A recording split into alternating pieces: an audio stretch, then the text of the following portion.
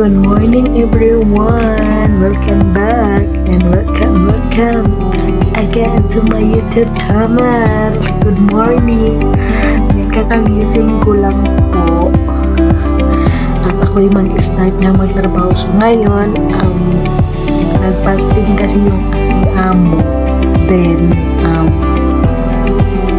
mas makalat yung aming kusina. Iwan ko lang kung mamig yung ref namin kasi naka-full talaga yung ref namin kasi iwan ko ba itong mga amo ko mamili sila ng mga gulay, mga prutas. Ang dami, parang maubusan doon sa market kaya hindi nagkakasya yung mga gulay ko.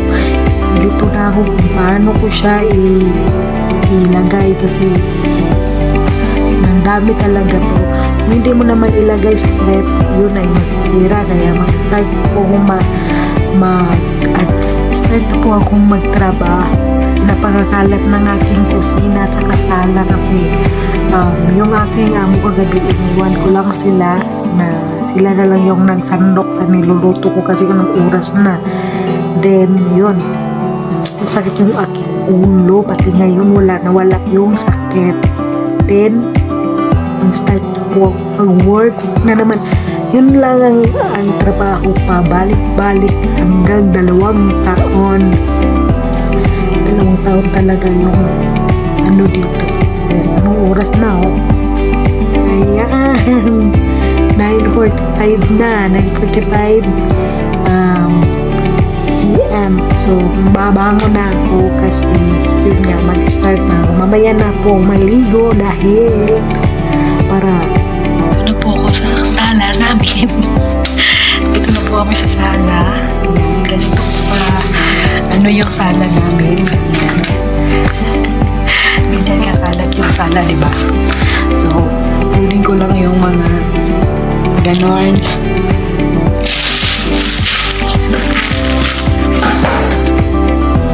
Sala talaga ng sala. Then lalo na sa kusina kakalat talaga yung aking balakang, mga day, bakit yung ilong ko.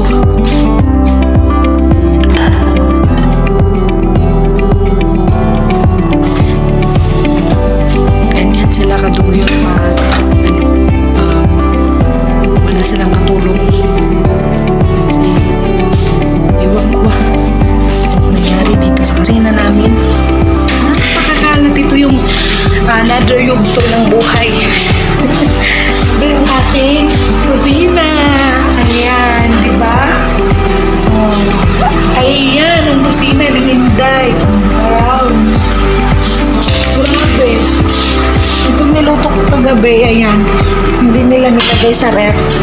Kasi paano nila malagay? Kasi kung may bakante yung ref namin, hindi ko na yan problemahin yung paglagay sa ref. Kasi sila na yan, pagkatapos nilang kumain, sila na yan. Wala na akong problema. Pero wala naman kasi bakante yung ref. Kaya ganon. Ganyan talaga ang buhay dito. So, madilim ako sa kusina kasi hindi nakabukas yung ilaw. Pero yung aircon is naka-open. Kasi nga, kung hindi nila i-open yung aircon, masisira yung mga dito. Yung mga pagkain kasi. Yung change mo na ako. So, ayan, katulad yung bahay namin. Ayan, sa ilalim. Kasi saan ko nga ilagay, hindi naman magkasya sa ref. So, parang galit mabili yung aking amo. Parang may galit sa akin. Kasi pag wala, reklamo ako ng reklamo. Request ako ng request. Ngayon, ayan na. Ano yung buhay.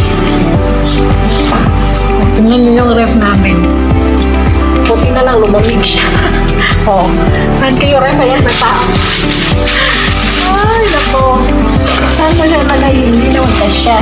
Kasi, ayan, tingnan yung ref ha, mga day.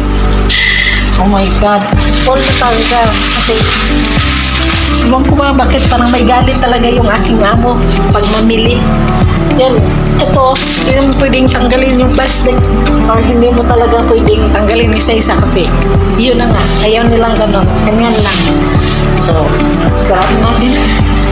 Kaya yun, wala na silang kalalagyan ng ng pagkain sa ref. Kaya, iniwan nila dito sa labas yung niluto ko. Kunti na lang, hindi pa talaga inubos. Talagang parang Pinoy din yung mga ugali ng mga tao dito. Lokal. Kunin ko muna yung aking yung mga kalat-kalat sa sala kasi mag-vacuum pa ako, mag-ano-ano pa. Yan guys, ang aking work na naman kasi tapos na po akong naglinis doon sa kusina dito sa lababo. So ito na po yung aking another work. Parang pakain ng kabayo. Tara! Ito po yung hihimayin natin.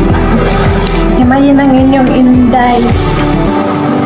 Kasi para siyang kumpay sa kabayo. Kumpay sa kabayo. Ayan, kaya inunting ko kasi wala po yung aking kuko. Inunting ko po siya isa-isa mga inday. Maghimay po tayo ng saluyot. Kasi medyo lumiwanag na yung aking ayan, lababo. Hindi nyo makita na natabunan ng saluyot. Kasi ito yung pinamili ng aking amo kagabi, parang galit. Nakarami. Akala ko to kagabi akala ko ay yung dahon ng grapes ng ubas ba. Yung pala, isa pala itong saluyot. Fresh na fresh talaga yung binili. Hindi naman talaga yung giniling ba na giniling na ganito. Grabe, suluto na lang sana. Ganito talaga yung buhay. So, magluluto pa ako ng ngayon, napay. So, gawa pa ako ng dough. So, natapusin ko muna ito. Aking work.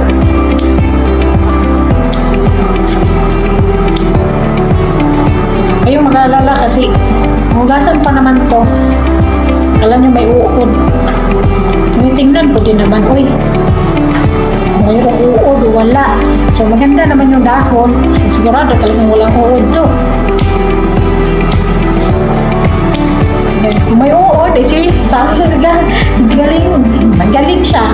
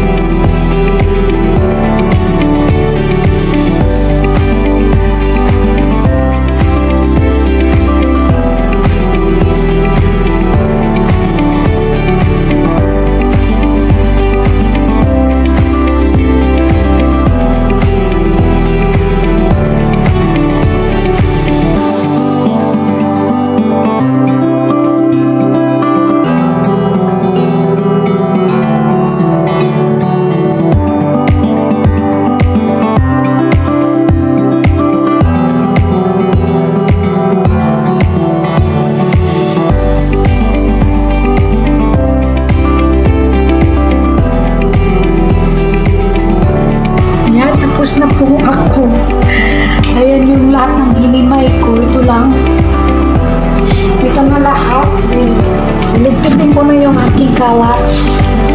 Lipit muna ako ng kalat.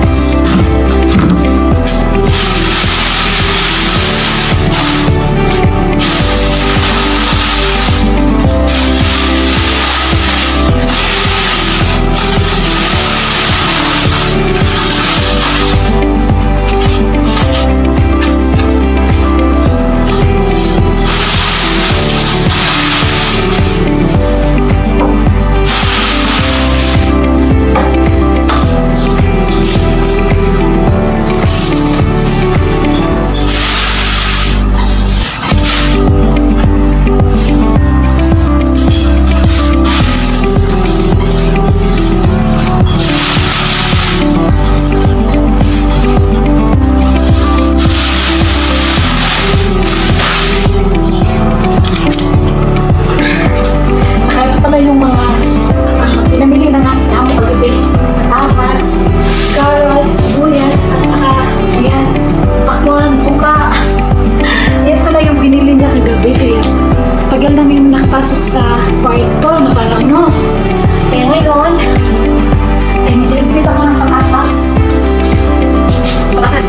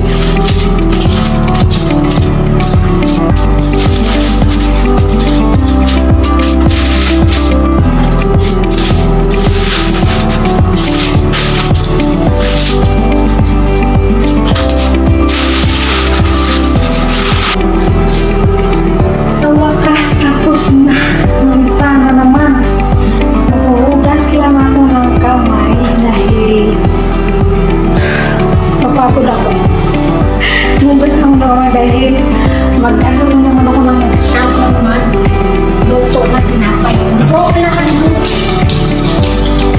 Mas may hand. Kapag. Ayun, start na po ako start na po akong mag-ano ng tinapay. So, naglagay na lang ako dito ng asukal. Tatlong ano, yung inaman ang coffee nila, and kumping asin, and yung yes, nagyan mo na, tsaka mamaya itlog, at tsaka iniinit ko yung aking, ayan, milk. Kailangan hindi masyadong mainit, yung hindi gap-gap lang, and then ito oil, lagyan mo ng vinegar. Hindi, isang ganyan ha. Kunti lang, isang kutsara.